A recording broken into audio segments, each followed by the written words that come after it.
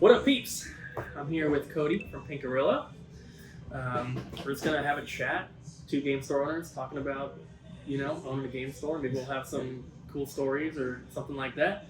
It's all off the cuff. We don't really have anything planned, so yeah. Yeah, sure. So for anyone that doesn't know you, why don't you go ahead and just introduce yourself and everything? Hi, I'm Cody, one of two owners of Pinkarilla Games in Seattle, Washington. We have 3 stores now. We've been around almost 18 years, and we just opened a new Capitol Hill location, and that's where we're at right now. The back room, that is. So, I've been doing this. Well, I've been working at the store for 12 years, and I've owned it for 6. Yeah. So that was something that I wanted to talk to you about because I kind of know a little bit about that, about your story and everything. But so you worked at Pinkarilla before becoming an owner. Mm-hmm. So how did that all happen? Because that's not a normal, people join a company and then move up, but they usually don't start at the bottom and become the owner. Yeah. So yeah, it's actually a pretty long story. Okay. So I'll try to make it as quick as possible. But basically, Pinkarilla in its early days wasn't really profitable. And when I first started working there, it was kind of like the owner just loved video games, and he would never show up. He would just show up for conventions and check in occasionally, and just kind of let basically a bunch of kids run the place.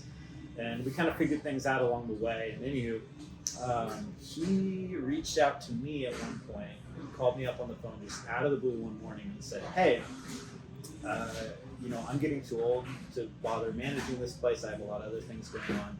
Would you like to buy it?" I was like, "Yes, absolutely." So I hang up and I'm like, "All right, I need to figure out how to buy it now." Well, luckily I've invested all my life in the stock market, and some stroke of luck, you remember Pokemon Go coming out? Well, there was a lot of massive confusion. People thought that all that money was going to be going to Nintendo. It wasn't. So Nintendo went from about $13 a share up to about $45 a share. So I just saw my money triple, quadruple instantly, and I was like, "Oh, I can afford to buy this store that's kind of a mildly sure thing over gambling in the stock market." I still do, but this is a safer bet. So I converted that out and said, "All right, I'll take it." And it was a pretty quick transition from there. Yeah. That's awesome. That's cool that the money kind of came from Nintendo. yeah. I hadn't really thought of that. Yeah, So that's cool.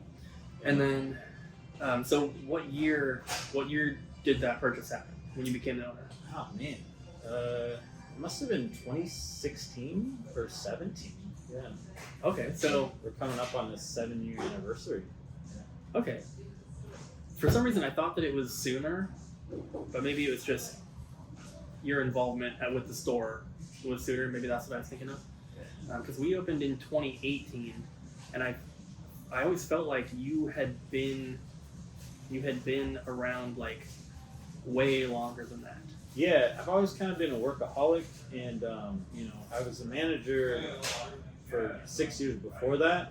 And again, the owner was so hands off. It was basically me and Kelsey were very much the face of the store even before we owned it. Mm-hmm. Especially Kelsey, because she would appear in YouTube videos touring off the store and whatnot. So everyone knew either her or me for one way or another. Being involved in the store, even if we didn't own it back then. And so you're mostly, well, aside from Pinkarilla, you're mostly known for your stuff on Twitch. Because you stream a lot on there, and I guess Kelsey's more of the YouTube side. Yeah. And so I remember the first time that we came up to Pinkarilla, you had the DS Koopa stickers and everything, even back then. Were you streaming before you were owner of the store? No, I owned the store for about a year, and again, just kind of being a workaholic. I was there every night until 2 a.m. at least, just processing games, cleaning and testing and getting them out for sale. And I was just bored, and I would watch other people's Twitch streams, and I saw people started doing things in real life instead of streaming video games. And I was like, "Oh, I didn't know you could do that. So maybe people will like seeing me do that at the store." And it was pretty slow going for a very long time, and then it kind of finally caught up because someone traded in a complete NES section or collection, Oh, dang. every single one except probably the top 10 games. And I just cleaned and tested every single one of them live on my stream over the course of like a week, and just chatted with people, and it was very chill. That's super cool. So pretty much everything that you're doing is in some way related to the store. 'Cause Yeah. I know that, like mentioning Twitch, you stream all the time, Yeah. like constantly. Like every time that I open Twitch, I look at who I'm following, and you're the only one who's ever on. But you're always on. Yeah. It's probably like, I think I do 160 hours a month. That is so crazy. Yeah. I just started just like playing games and everything, and I maybe stream twice a week at the most, and it's like just for a few hours, you know. Yeah. They say like consistency is key, the schedule, and then the hours you put in. Yeah. Like, if you ever talk to a Twitch like staff member, you're like, all right, I'm gonna get some juicy inside info, and it's always just stream more. Yeah. Do it more often. Like, okay, thanks. I can definitely see, because I did one 9-hour stream. I just played Mario Kart the whole time, Wow. and like that, I got a bunch of followers from that, and like it kind of worked out. But you've been, I mean, you're killing it on Twitch, especially like you're in like such a weird category. I feel like I don't know many other people that do in real life streams that are at a retro video game store. Yeah, it's a Is good there anyone crossover. else? There. No, so I actually made like a group for a while of other people who stream their jobs. There was a mechanic, there's a guy who fixes watches, it's called a horologist. There's like a pizza lady, an ice cream guy. There's so many guys out there doing like sort of stuff, but I really like that it's like, it's in real life and it's video game related, which is a pretty good crossover for that category on Twitch, I think.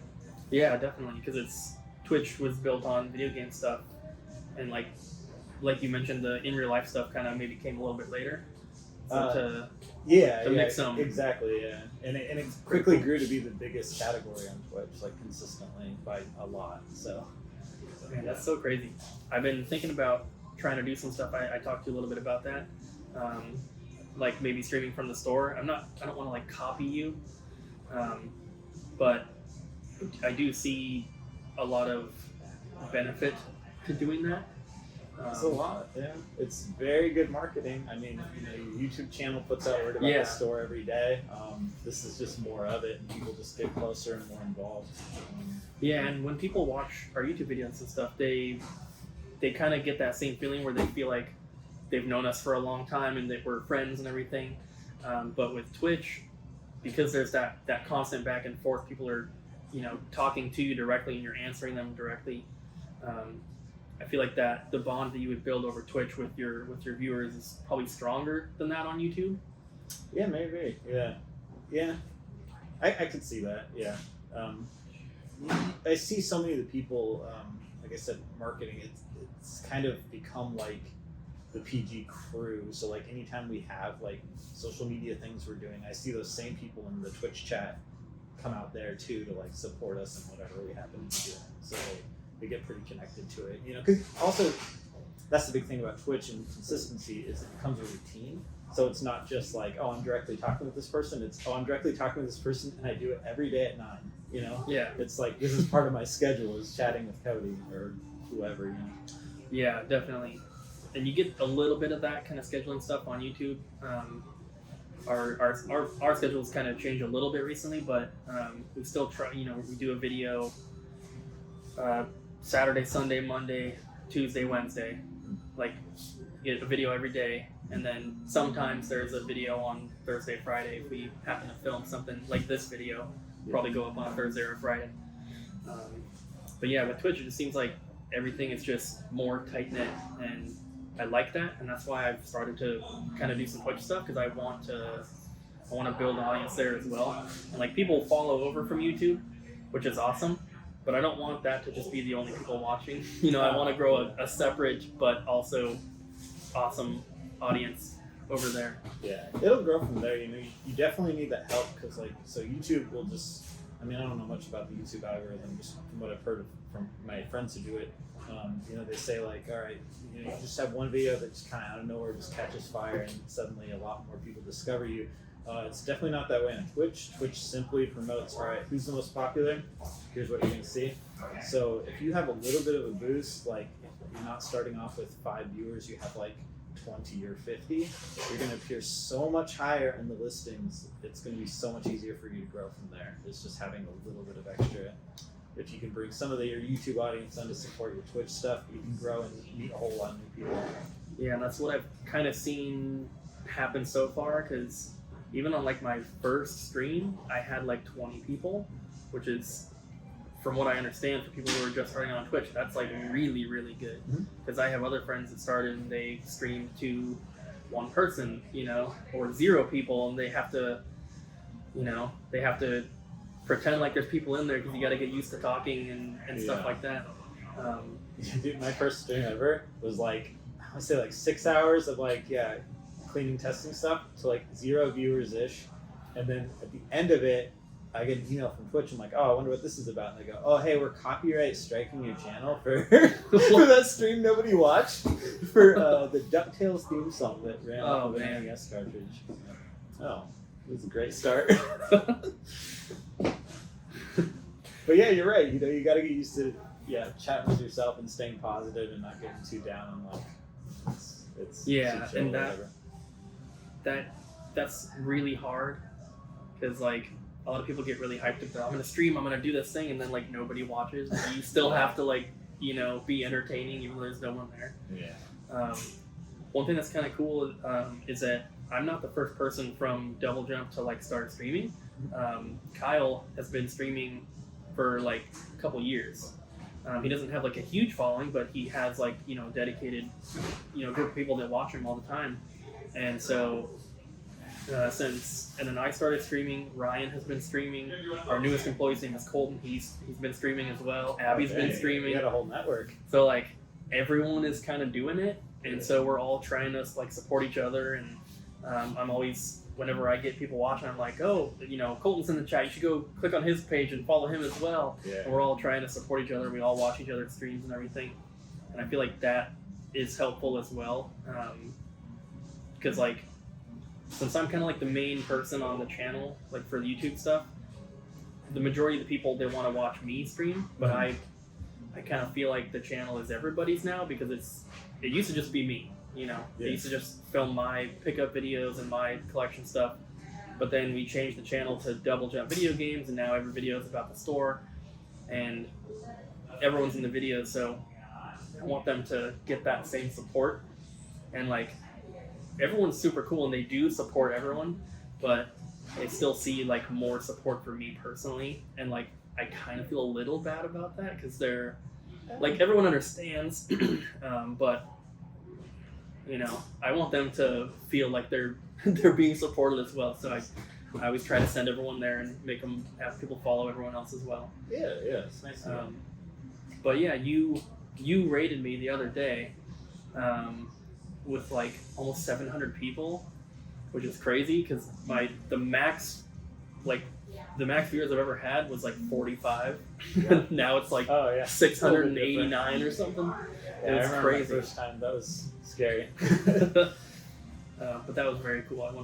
I thanked you over text. I want to thank you in person as well. That was awesome. Yeah. I got like 50 followers in like 30 seconds. Yeah, it's fun. That's super cool. That's what Twitch is about. It's very fun. Yeah, I'm enjoying it a lot. It's still work, but it is less work than all the other work that I do. Good. So that's cool. Good. It makes the days go by here real quick, too. Yeah, I can imagine. So going back to just talking about like the store and everything, you guys just opened this location beginning of 2023, right? Yeah, January 1st. I got it open in 50 days. We got the keys. And I immediately got to work, and I did the whole thing actually live on Twitch. Also, I did catch a couple of those streams when you were like putting in flooring and stuff like that. They're so fucking boring, but I thought people want to see. It's interesting though, yeah, because it's something that the majority of people are never going to do or never going to experience it. Yeah, like kind of related in a way, but like I see TikTok videos sometimes that are like people remodeling their bathroom. Oh. And for some reason that's super interesting to me. I've never done it, but maybe I will one day. I can see that spread across a minute. Oh, here's the before, here it goes. Boom, it's done. Spread across 50 days of Twitch streams. It's a little slower, a little more boring. But people still showed up. It was a pretty quiet chat, but people were still there, shockingly. So Yeah. there I was just watching, literally live streaming paint dry, you know. Yeah. So, but it's still good. I still think it's pretty cool though, because like you still get. I mean, if you're there for the whole time, you still get that before and after. Yeah. You just have to watch the middle. But I kind of feel that same way about people who stream their speedrun attempts. Oh yeah. Like yeah. I could not watch someone speedrun, but I love watching speedrunning like recap videos on YouTube. Yeah. Like people that Same. talk about like the history of a Mario Kart speedrun, like those are so interesting. But it's like, oh, they did 23,000 attempts, and I'm like, glad I didn't watch all those. Yeah. But yeah, this store it opened January 1st, and we had the grand opening day was our single biggest sales day we've ever had. Dang. It was comparable to like a convention for us. It was crazy. Yeah, and then it's just been consistently busy ever since. I mean, it's way too early to count your chickens on what a store performance is going to be like, but it appears just by like foot traffic and whatnot that this will probably be our most busy store. That's really cool. This is probably it's probably completely different at your store because it's different at all three of our stores. But like this has a nice additional like side benefit of not having all that many trade-ins, which probably sounds pretty counterintuitive. But we get so excessively bogged down at especially our U District store that we just get behind on stuff. So now we have a place that's like, okay, these guys are busy with sales, but not so busy with processing. Awesome. Now we can drag it all over here. These guys at this other store can work on it without like stumbling over each other, bumping into each other, and they can actually get some of that stuff caught up because it's just like money just rotting in the back of the store. Yeah. Good games that we just can't keep up with. So yeah, and that's since you have the multiple locations, that's not a problem at all. Like sometimes for us, we have so many trades that we have to start turning people away because we're like, unless you want to wait 3 hours, I can't even look at your stuff right now. Like, come back tomorrow. I'm sorry. And we have 5 employees, 6 employees working at the same time, and we still, it's crazy. But every now and then we get a day where it's like there's no trades at all, and it's like this is so nice. yes, We just get to make some sales, and we get to get caught up on things. I'm sure you guys are the same way, but like when we get a trade in, we try to process it like right away. And if usually we have to, but if someone has like a stack of PS2 games, we do it right there. It's done on a transaction that's for their account, so they can take cash or credit or whatever. But every now and then, if we're super busy and someone just has like some stuff, I'm like, okay, let me just do this manually. You want cash? I'll just do it on my phone. Give them the cash. Then we'll enter it later. And that stuff just sits on the ground behind the counter, sometimes for weeks. Exactly and it the piles same. up. Yep, exactly the same. And it's so hard to get caught up on that stuff when every single day there's 20 more trades walking through the door, and you have no time to work on the stuff that's sitting back there. You barely have enough time to do the stuff that came in. Yeah. So it's so funny too nice. because you'll get like these situations where it's like you go to like wherever you're storing all that stuff you mentioned that would be sitting around for a week, and you go, holy crap, we've had such amazing things for so long, why isn't it out? Oh yeah, because we're so busy with this guy who just showed up with 3360 games.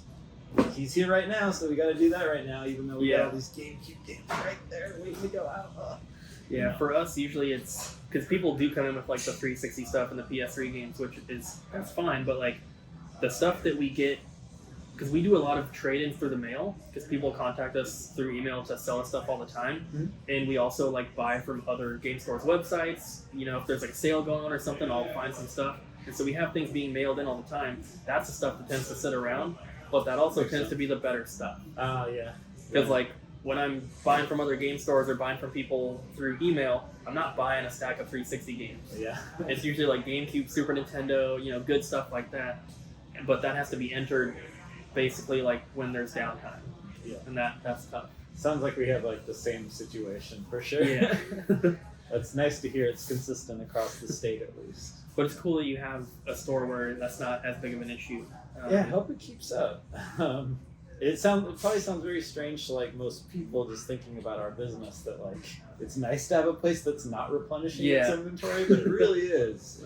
Like you say, you get so many other sources, and those are like kind of extracurriculars. It's like, man, I'm lucky if I can ever get to that stuff because of all the Yeah. customer trade-ins.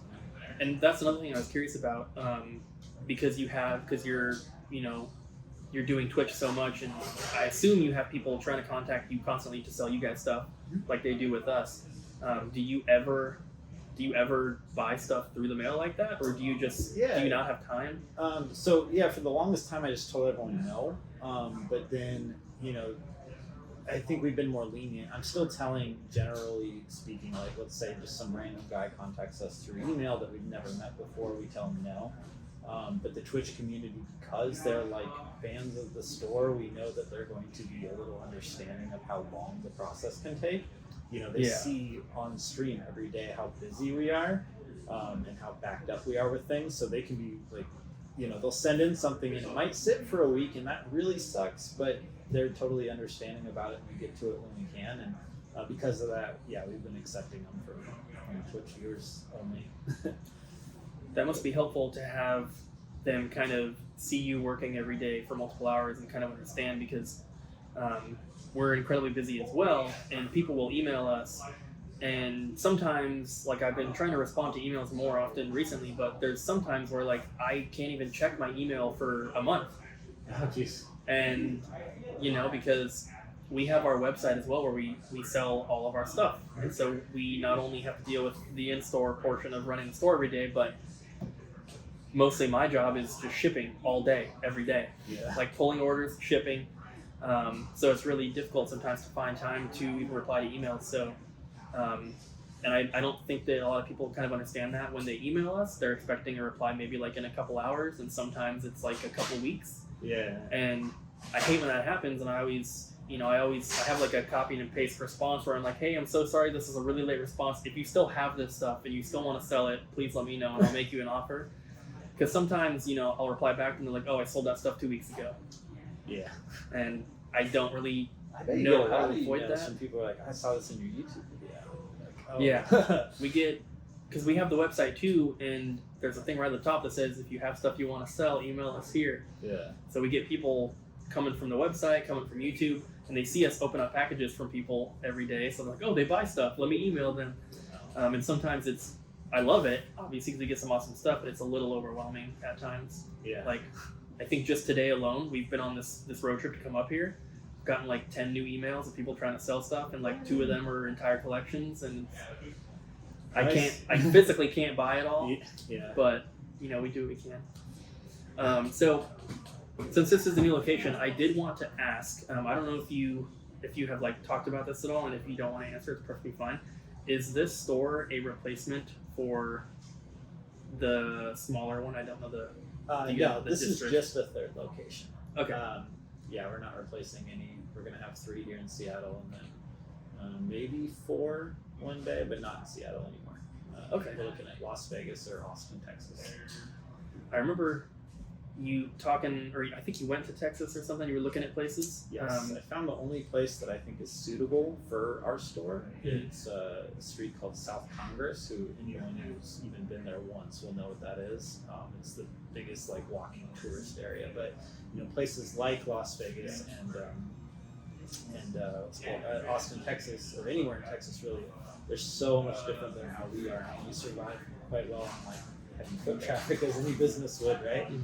But these places are more like way spread out. Like people have to drive and make your place a destination, and I just don't think we can really operate that way with everything we do. So there's like basically one spot I would open in Austin, and I'm constantly on a list of when is someone vacating that spot, but they never do because it's amazing. Prime real estate, basically. Yeah. So I do want to talk more about that, but the reason I had asked about replacing the other store is because I know what's the district. What do you call that? The smaller store. International district is the one that had the security issues. Yes, and I know that you've had lots of issues, like multiple break-ins, like your employees were held up at gunpoint, like windows being broken all the time and stuff like that. And then you very quickly were looking for a new spot and then opened here. And I know that I thought that maybe this was a replacement for that store and you were going to close that one down because of all the issues you've been having. But you're saying that's not the case. No. Okay. Definitely not. That's cool. Yeah. So Good. The whole international district thing was so stressful. Like it must have been like 6 times or so that we have been broken into. And the main like holdup was basically the building owner not letting us do anything. He would not pay for any kind of additional security, like bars on windows or whatnot. And he just told us we're not allowed to do it either. So he was just paying for broken glass all the time, saying sorry, and then just boarding it up, and it looked like garbage. So eventually, I just did it. I was like, hey, if you have a problem, we're leaving. Like, we've been broken into so many times now. So unfortunately, that place isn't looking amazing. It's all barred up. But I don't want to leave that place just because that store has been there for almost 18 years now. And it's like probably a little like sappy to say, but like I feel very attached to that community in the International District. Like that's the reason Pink Gorilla exists, is because we were there and that community was supporting us. And it's going through sort of a tough time now.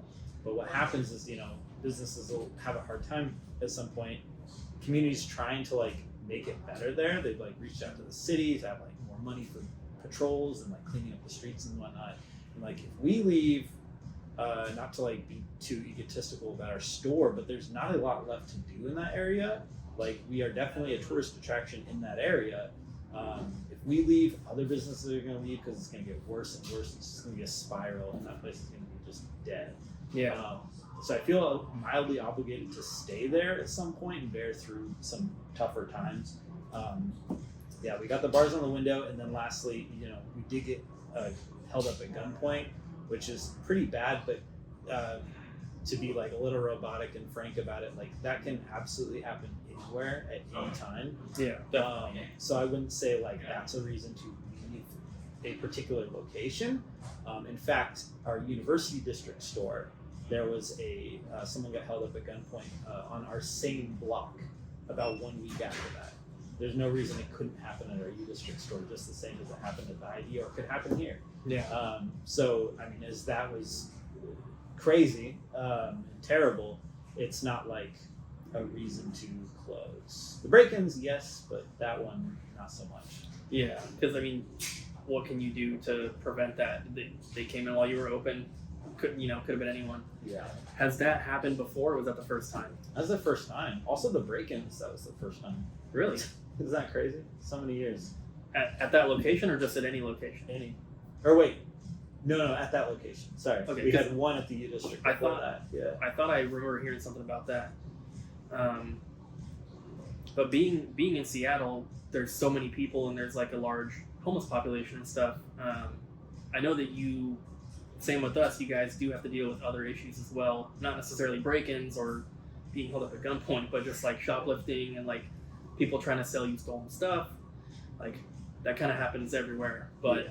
I feel like Seattle, there's so many people. It probably happens more up here than it does down in Vancouver where we are. Yeah. I mean, I think we're just a little more, or not more, excuse me. We're having to be very proactive to halt that kind of obvious, like, shady behavior. So, like, if somebody says, like, hypothetically brings in, like, a brand new game, like, one thing we do, like, they bring in a brand new Fire Emblem Engage that just came out, and they don't look like they play video games, and you kind of get a bad vibe from them. Yeah.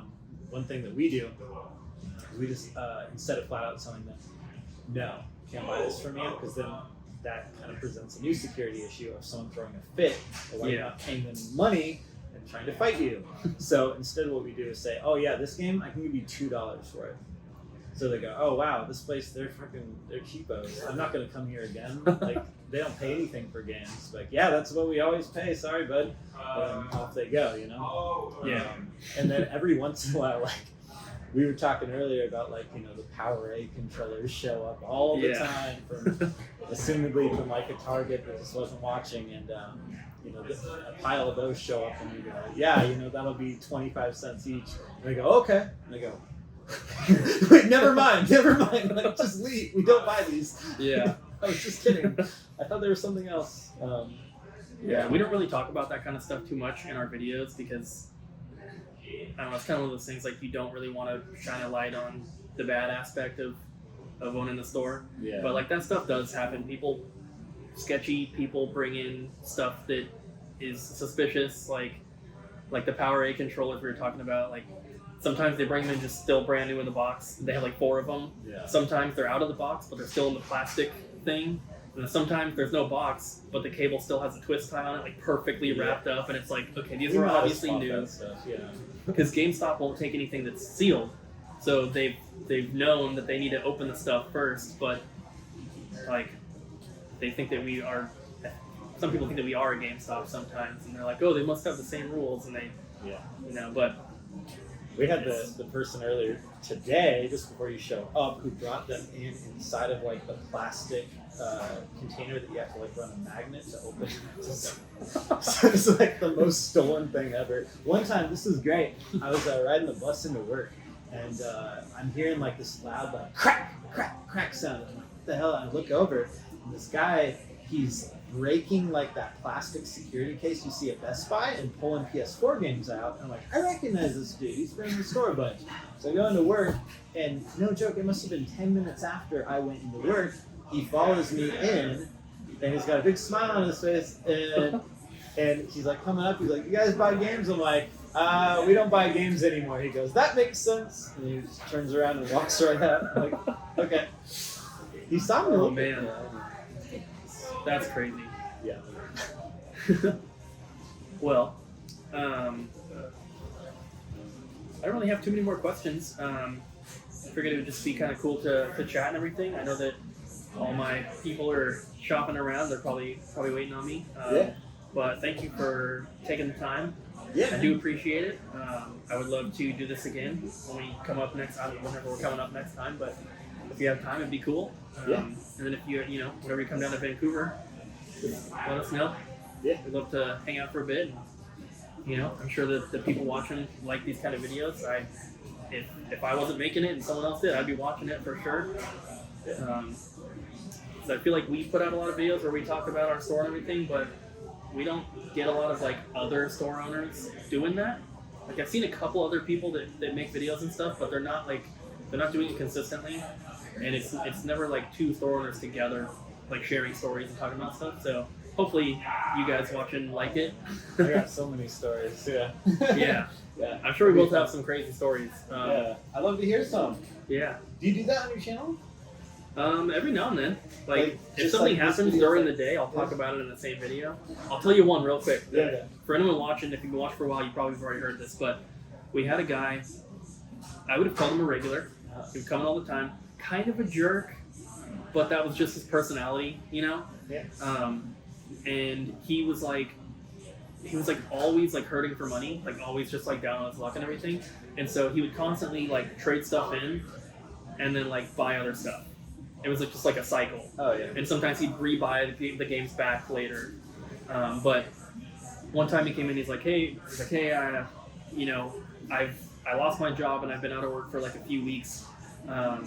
But I have my tax return coming in and then I have a job interview soon. Like I have all my Xbox 360 games. I don't want to get rid of them.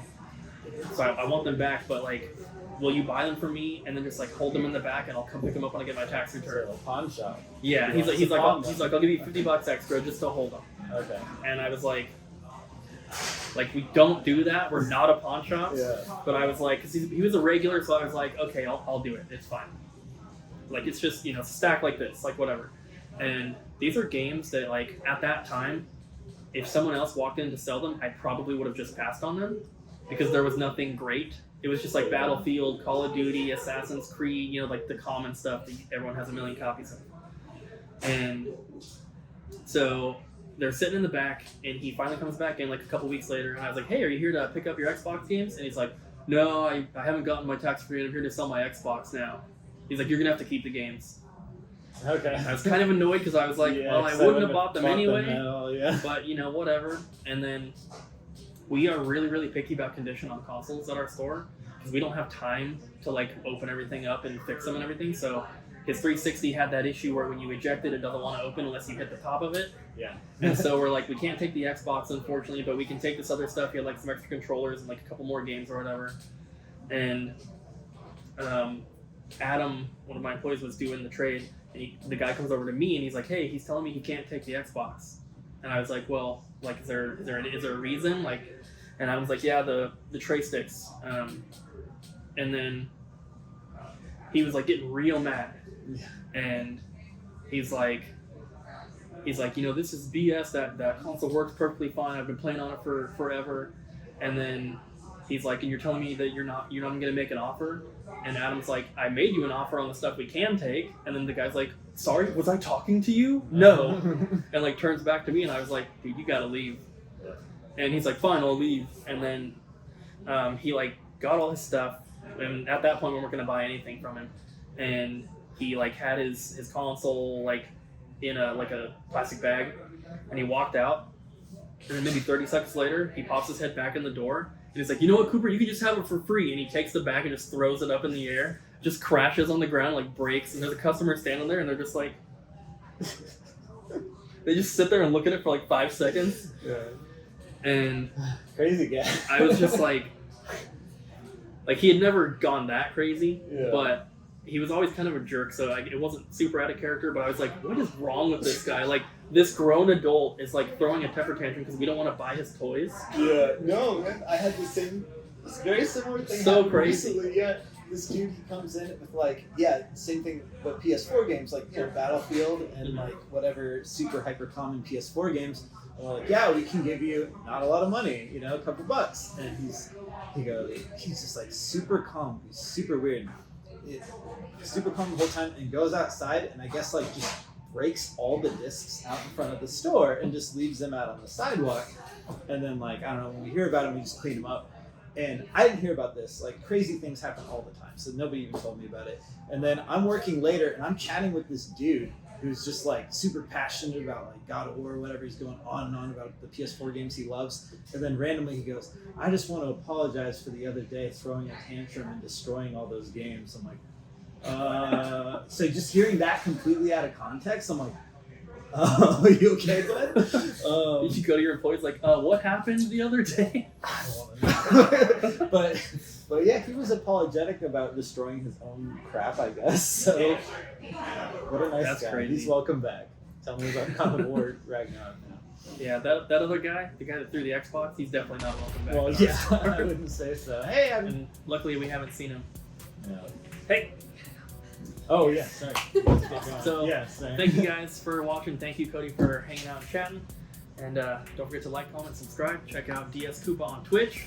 Try to put a link in the description. And yeah, thanks guys. We'll see you next time. See you.